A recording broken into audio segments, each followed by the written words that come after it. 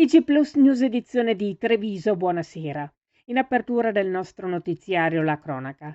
I carabinieri di Castelfranco Veneto hanno arrestato un minorenne residente in provincia di Padova per i reati di ricettazione e resistenza a pubblico ufficiale.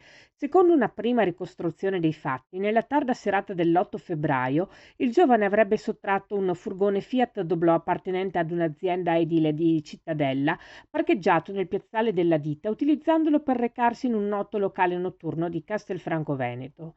Giunto nei pressi del locale, il minore si è imbattuto in un posto di controllo predisposto dai carabinieri.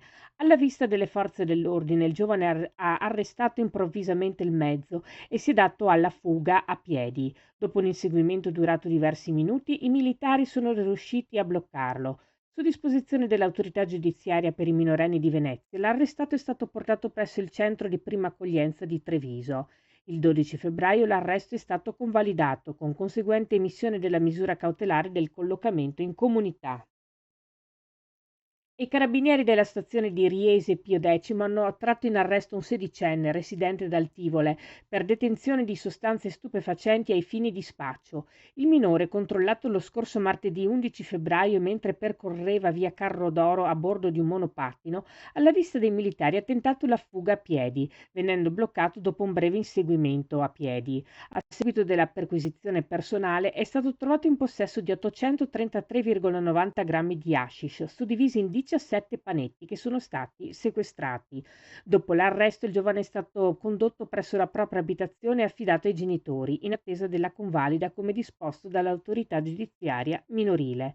Sono in corso accertamenti per verificare la provenienza sia dello stupefacente che del monopattino, di cui il minore non ha saputo dimostrare la proprietà. L'arresto è stato convalidato e per il minore resosi responsabile di detenzione ai fini di spaccio è stata disposta la misura cautelare della permanenza in casa.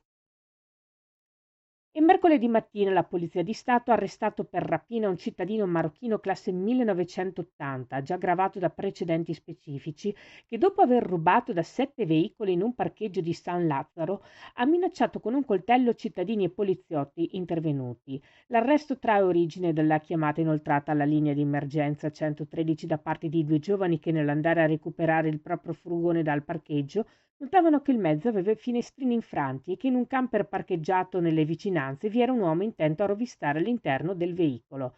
Il 45enne estraeva il coltello e costringeva gli agenti e i giovani ad indietreggiare, tentando poi la fuga in bicicletta non appena accortosi dell'imminente arrivo delle volanti.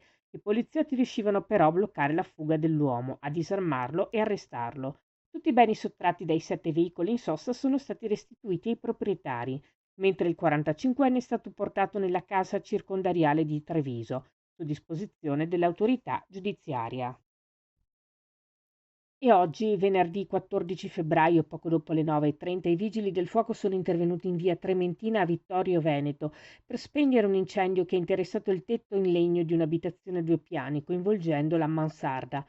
Fortunatamente nessuna persona è rimasta coinvolta. Le squadre dei vigili del fuoco arrivate dal locale di staccamento Conegliano e con i volontari di Asolo con 3 autopompe, un'autobotte, l'autoscala e 15 operatori sono riusciti a circoscrivere le fiamme del tetto ventilato, evitando un rogo generalizzato. L'appartamento mansardato sottostante è stato danneggiato e non fruibile per i gravi danni subiti. Le cause del rogo, probabilmente dovute a uno scarico dei fumi, sono attualmente allo scarico al vaglio dei tecnici dei vigili del fuoco. Le operazioni di spegnimento e bonifica sono terminate dopo le ore 14. Questa era la nostra ultima notizia. Grazie per averci seguiti. Arrivederci.